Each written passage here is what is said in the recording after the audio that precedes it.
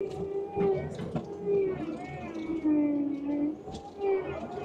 it's Brock here with Rock Hill Farms, and today I want to start prepping the site for our new woodshed. See all this firewood behind me, and then in a field down here, I have stacks of lumber that are drying from the sawmill. And right now, I want to build a new storage building to dry this lumber in to keep it out of the rain, and more importantly, to keep the sun from beating down on it, causing it to warp or dry unevenly. I've struggled with the location to put this. If we go down this way from the Quonset hut about 100 feet, it's flat, but it's also low ground that holds water and is muddy. I don't want it where it's muddy. If we go just slightly uphill, we're on a steep hill and the ground's too rocky, but it would stay dry. So I guess I'm gonna split the middle between them and also keep it close to the Quonset hut and the equipment buildings. We've got this road that wraps around here. If I put it right over there, we could extend the rock out. So I think I've finally decided on a spot. First things I've got to do is cut the grass down off of it. It's waist high. It's going to be actually right on the edge of where the hayfield ends. I want to cut that down. Then we've got to kind of level it out and mark out our area. Then we'll be using a new auger to dig those post holes and get the posts set.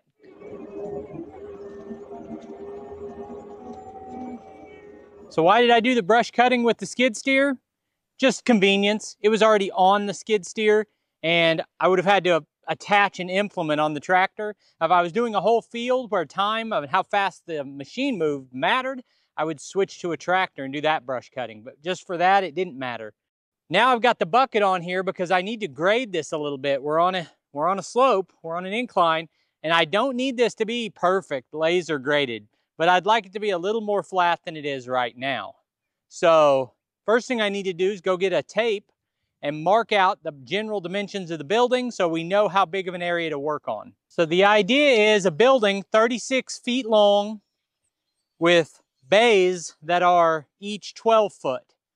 So it'll basically be 3 squares that are 12 by 12 square, 12 by 36 total. But you can't just flatten a pad 12 by 36, or the back side of it, if you drop down 8 inches on the back side, then you're gonna have that straight drop off, and we don't want like a little cliff up against it. So we'll probably do a larger area when we excavate so it can slope out away from it a little bit. Just gonna hook this on the bucket. I think I've got the bucket set in a good place and get a ballpark for where 36 is, but I'll probably do like 50 feet wide. So the area that I mowed is probably about 70 by 30, and I'm going to flatten about 50 by 20 out of that. This kind of thing will probably drive some people who are watching crazy, but for me, this is the kind of thing where good enough is good enough. My other building up here is the same style of building, 3-sided, you know, back a little lower than the front, sloped roof. I'm gonna build something similar to that. And they didn't account for the hill at all. They just built it on the hill.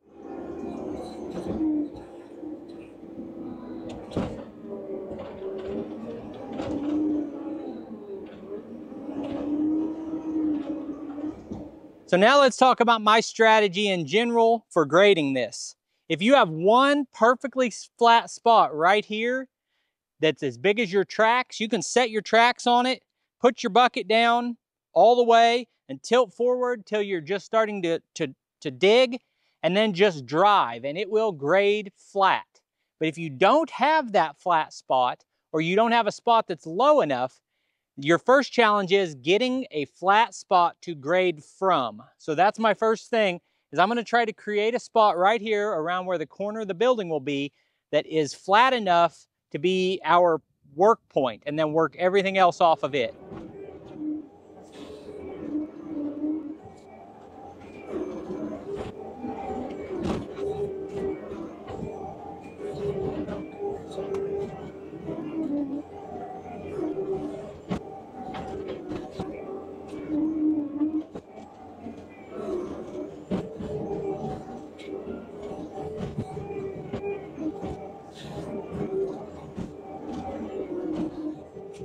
So this is where I expect to have that wide range of reactions, because I have a transit level I could set to right here and find out.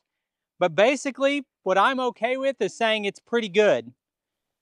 And this is pretty good. The goal here is to have this spot right here be the same elevation as this spot right here, with the two spots being the width of the tracks. And I think this might be 2 inches higher right now than this. But previously it was a lot more. So if you look right here, I've dug down almost a foot, a good 10 inches. And you come right over here, I've only dug 2 inches.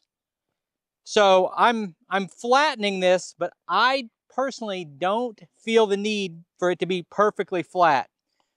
But as I walk across it, I can feel it comes up a little bit right here. So I'm going to take just a little bit more off here. The other thing is, you know, maybe I won't, because if you look over here, I dug all of this without hitting rock. But up here, I'm hitting tons of rock. So maybe I should stop right there and just go right here, set the skid steer right here and just work that way. I think that's what I'm going to do.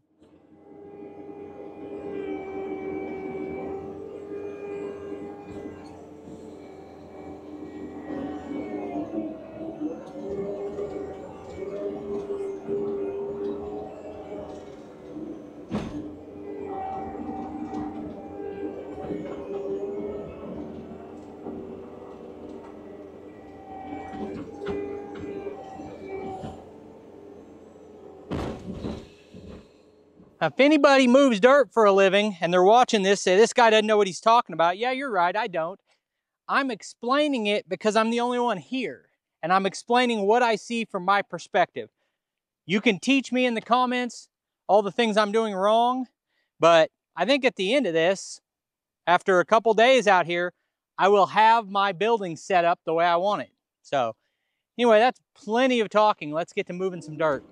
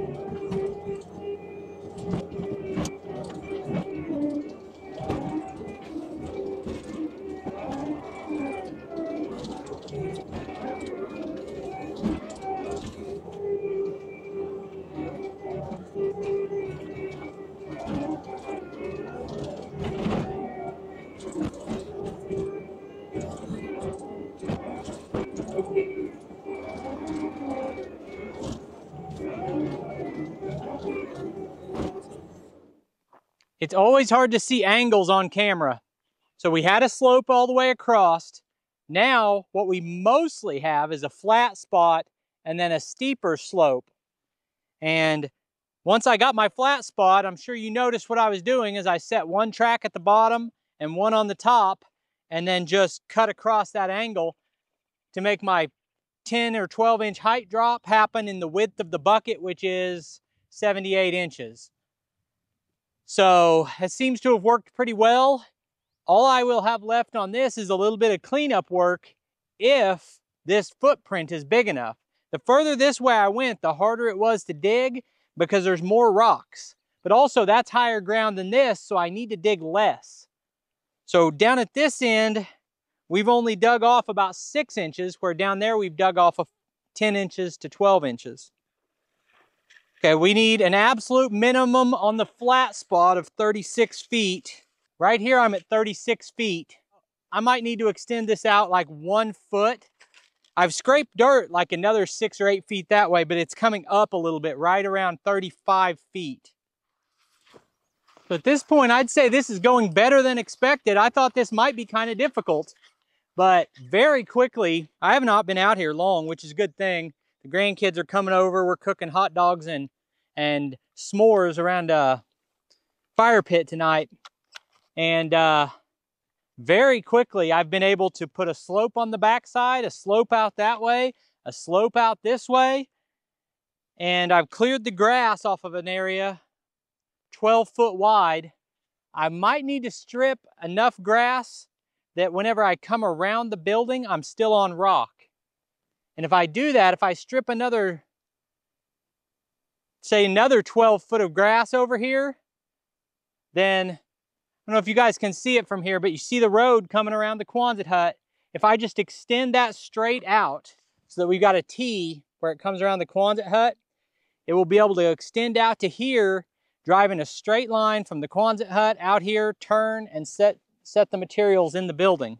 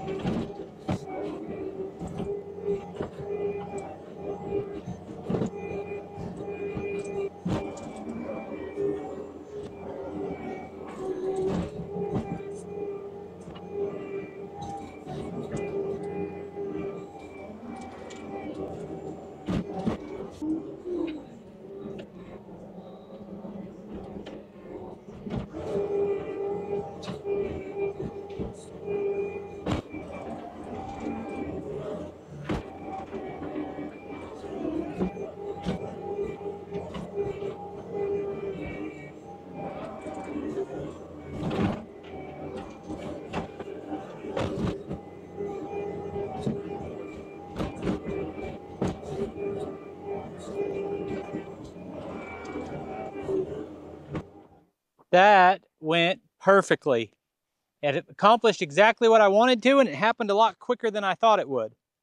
So I flattened this spot, this main area where the building's going to be, by lowering this side and then just barely scraping the soil off over there. Then when I got to the end of my pad, I didn't want there to be grass there because I want to put down rock.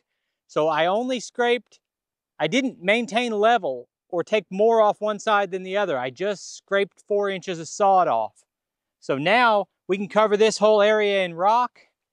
And before the rock gets here, before I get the rock ordered, I've got to move all of these spoils and scrape the sod in between so that everything from here to the Quonset hut up there can be all rock. So let's get the order of operations. Dig the post holes, get the posts set and concreted in, move this material, have rock brought in, cover the whole thing in rock, then do my building. So I think I've got a plan. I think today was a big success. I'm going to go have fun with the grandkids. I appreciate you guys taking time to watch the video. I'll put links on the screen to a couple more of our videos, and I'll see you next time.